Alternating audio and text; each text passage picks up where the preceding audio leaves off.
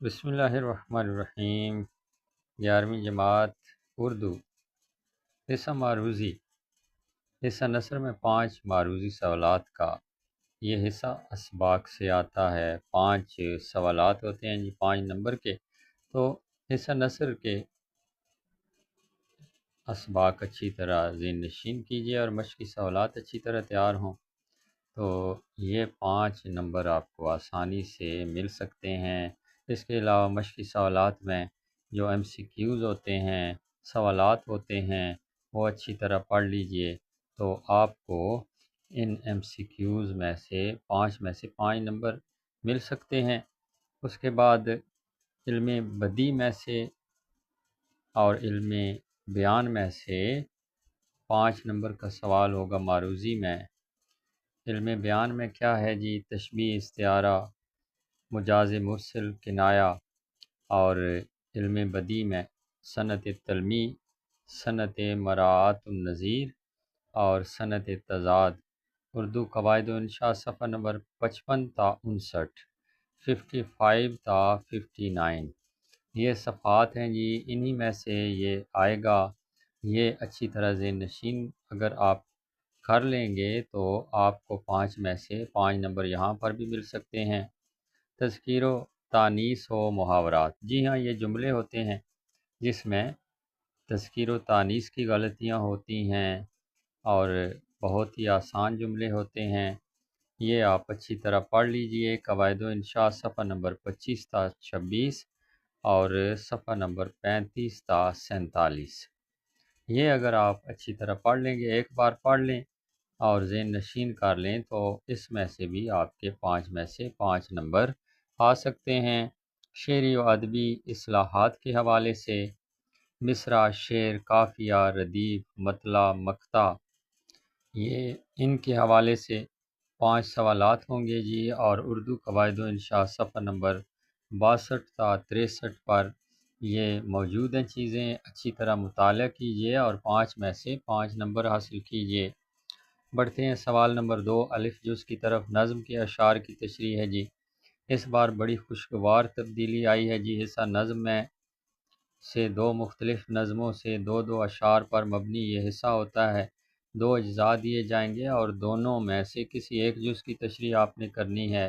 شاعر کا نام اور نظم کا عنوان بھی تحریر کرنا ہوگا۔ ایک نمبر ان کا ہے اور ان 2 حصوں میں سے جو حصہ آپ اپنی مرضی سے منتخب کریں گے، 2 اشعار کی تشریح لکھنی ہوگی۔ 4 نمبر ہوتے ہیں ایک شعر کی تشریح کے، تو اچھے طریقے سے تشریح لکھیے جس میں حوالہ جات موجود ہوں، قرآن کی آیت کا حوالہ، حدیث کا حوالہ، یا پھر کسی امدادی شعر کا حوالہ دیجیے، کسی کا قول بھی لکھ سکتے ہیں۔ اور اچھے طریقے سے ایک شعر کی تشریح جو ہے 3 یا 4 صفحات کی ہوگی۔ اپنی لکھائی کی رفتار اچھی کیجیے اور تب آپ کو اس میں 10 میں سے 10 یا 9 نمبر لازمی مل سکتے ہیں۔ غزل کے اشعار کی تشریح کی باری ہے۔ سوال نمبر 2 بے جز ہے جی۔ تو حصہ غزل میں سے 2 مختلف غزلوں میں سے 3 اشعار پر مبنی ہوتا ہے یہ حصہ، اور 2 اجزاء دیے جائیں گے، دونوں میں سے کسی ایک جز کی تشریح کرنی ہوگی جس طرح نظم میں ہے۔ شاعر کا نام لکھنے کا 1 نمبر ہوگا، کیونکہ غزل کا عنوان وغیرہ نہیں ہوتا تو یہاں پر شاعر کے نام کا 1 نمبر ہے، اور 3 اشعار کے 3 نمبر ہوں گے، 9 نمبر ان کے بنتے ہیں۔ تو یہ بھی صفحات ذہن میں رکھیے۔ 3 صفحات کی تشریح اچھے طریقے سے لکھیں گے حوالہ جات کے ساتھ تو آپ کو 10 میں سے 10 یا 9 نمبر مل سکتے ہیں۔ حوالہ جات دیجیے، صاف ستھرا لکھیے۔ اچھا، ایک بات جو قابل ذکر ہے وہ یہ کہ نظموں کی تشریح کے حوالے سے نظم کا عنوان تو آپ لکھیں گے اور شاعر کا نام بھی لکھیں گے، اور نظم کا مفہوم نہ لکھیے گا بلکہ آپ تشریح کی ہیڈنگ فوری طور پہ دیں گے اور اس ہیڈنگ کے نیچے ہی آپ لکھیں گے، مفہوم بیان کر لیں گے آپ تشریح سے پہلے، اور پھر بلکہ مفہوم بیان کرنے سے بھی پہلے آپ شاعر کا تھوڑا سا تعریفی الفاظ اس کے بعد تشریح کے اندر ہی مفہوم، اس کے بعد جناب آپ تشریح لکھیے اور تشریح کرتے ہوئے حوالہ جات لکھیے۔ بالکل غزل میں بھی اسی طرح کرنا ہے۔ سوال نمبر 3 کی باری ہے۔ پیراگراف کی تشریح سیاق و سباق کے حوالے سے دو میں سے ایک پیراگراف کی تشریح کرنی ہوگی۔ سبق کا عنوان اور مصنف کا نام کا ایک نمبر ہے، ایک نمبر ہے دونوں کا، اور سیاق و سباق کے 3 نمبر ہیں۔ 5 نمبر آپ کو یہاں پر مل جائیں گے۔ سیاق و سباق آپ کا 10 سے 12 لائنوں پر مشتمل ہونا چاہیے، اور سبق کے حوالے سے آپ لکھیں گے۔ ویسے تو ہوتا ہے کہ جو دیا گیا اقتباس ہے اس سے پہلے اور بعد میں کیا کیا نکات بیان ہوئے ہیں، اگر وہ ذہن میں نہیں آ رہے تو سبق کے اہم نکات آپ 12 لائنیں اس کی سیاق و سباق میں لکھیے، اور 3 میں سے 3 نمبر بھی مل سکتے ہیں اور 2 نمبر بھی مل سکتے ہیں۔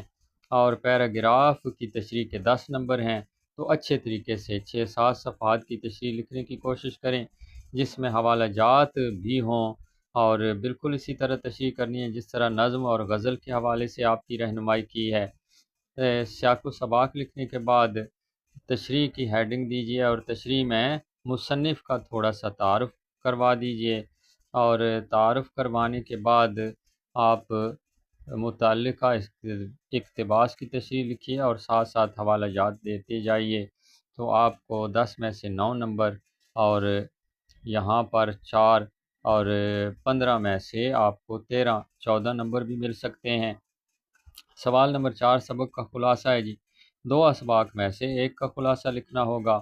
مصنف کے نام کا 1 نمبر ہے اور 9 نمبر خلاصے کے ہوتے ہیں۔ یاد رکھیے 1/3 حصہ ہوتا ہے جی خلاصہ، سبق کا تیسرا حصہ ہوتا ہے، مختصر کر کے لکھنا ہوتا ہے۔ ایسا نہ کریں کہ پورا سبق اٹھا کر لکھ دیں، اور تیسرا حصہ ضرور لکھیے گا، بہت ہی مختصر بھی نہیں کرنا، بلکہ مختصر کر کے تیسرا حصہ کر دینا ہے۔ بالکل اسی طرح نظم کا خلاصہ ہے جی، 2 میں سے ایک نظم کا خلاصہ یا مرکزی خیال لکھنا ہوگا۔ مرکزی خیال آپ نہ لکھیے گا بلکہ خلاصہ لکھیے گا، تقریباً آدھے صفحے کا ہوتا ہے، اور جو باتیں اشعار کے اندر بیان ہوتی ہیں اسی کو آسان الفاظ میں لکھ لیجئے، تو آپ کو 5 میں سے 5 نمبر یا پھر 4 نمبر تو لازمی مل سکتے ہیں۔ اب باری آتی ہے مکالمہ یا روداد کی۔ مکالمہ اور روداد روزنامچہ میں سے کوئی سے 2 میں سے ایک لکھنی ہوگی، اور اس کے 10 نمبر ہوتے ہیں جناب۔ اور مکالمے کے آپ یوں سمجھ لیجئے کہ جتنے بھی 2 یا 3 کردار ہوں گے 25 سے 30 جملے ہونے چاہیے، تو آپ کو 10 میں سے 9 یا پھر آپ کو 10 پورے نمبر مل سکتے ہیں۔